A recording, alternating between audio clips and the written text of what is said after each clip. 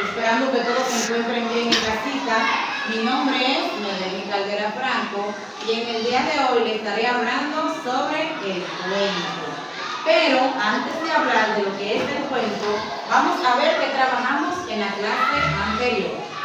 En la clase anterior presentamos el papelógrafo de aprendizaje, como lo pueden observar aquí.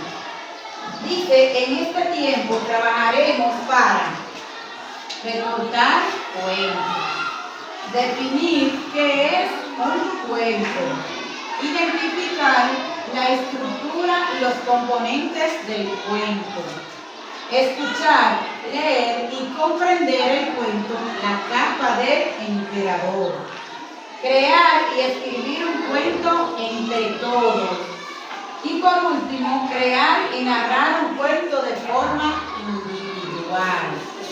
Ahora vamos a ver, ¿qué es el cuento? ¿Qué ustedes entienden por cuento?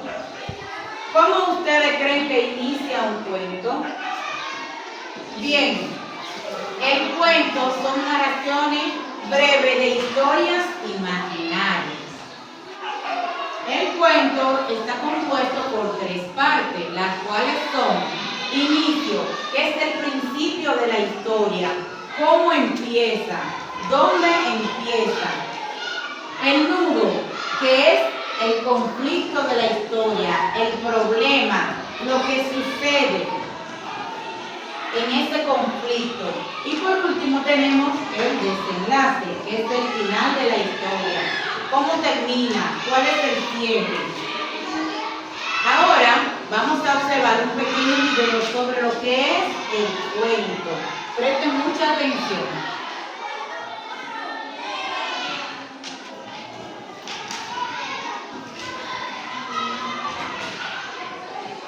Bienvenidos a nuestra aula virtual. Hoy veremos el cuento. ¿Qué es el cuento? El cuento es una narración breve donde se narra una historia de hechos imaginarios. Todos los cuentos tienen estos elementos, que son personajes, que son quienes van a llevar a cabo la historia, y los lugares, que es donde se va a llevar a cabo la historia, ya sea en el campo, en el mar o en un castillo.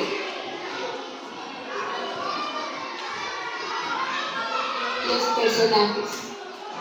Los personajes en un cuento se clasifican en protagonistas y antagonistas. Los protagonistas son los buenos. Las princesas, los príncipes o las hadas madrinas, entre otros. Los antagonistas son los malos, quienes van a causar el problema o el conflicto a los protagonistas. Estos pueden ser los ogros, el lobo, la bruja, los dragones, entre otros. Las partes del cuento. Todos los cuentos tienen planteamiento o inicio, desarrollo o nudo y desenlace o final. Planteamiento o inicio. En esta es la primera parte del cuento, donde se da a conocer cuándo se hace el cuento, que es la época o el tiempo en el que se lleva, dónde, que es el lugar o los lugares donde se va a llevar la trama o la historia del cuento, y quién o quienes participan dentro del cuento, que en este caso serían los cuentos. Muy bien. Voy a hacer una pausa para explicar esta parte. Como les dije anteriormente, en el inicio es el principio de la historia, dónde sucede, cuándo y quiénes son los personajes. Un ejemplo, en La capa del emperador dice que sucede en tierras lejanas, ¿verdad? En tierras lejanas. ¿Y quién es el principal protagonista? El emperador. Esta parte aquí es el inicio o planteamiento del cuento. Espero que se haya entendido muy bien esta parte. Ahora vamos a pasar a la siguiente parte. personajes.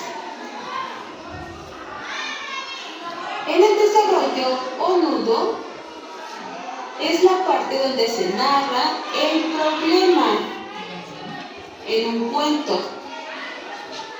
Aquí, en esta parte, va a ser la más larga del cuento, ya que se va a describir qué es lo que le pasó a los protagonistas que haya hecho el antagonista. Muy bien. En esta parte voy a retroceder un poquito.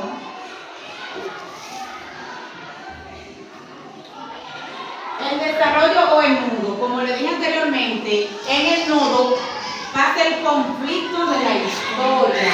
Es la parte donde se narra el problema. Un ejemplo de esto en la capa del emperador, el conflicto es que los falsos sastres mintieron a todos haciendo creer que iban a crear una capa que solo las personas buenas podían verla, cuando en realidad eran falsos sastres, como lo dicen, eran ladrones. Solo se estaban robando el oro del emperador.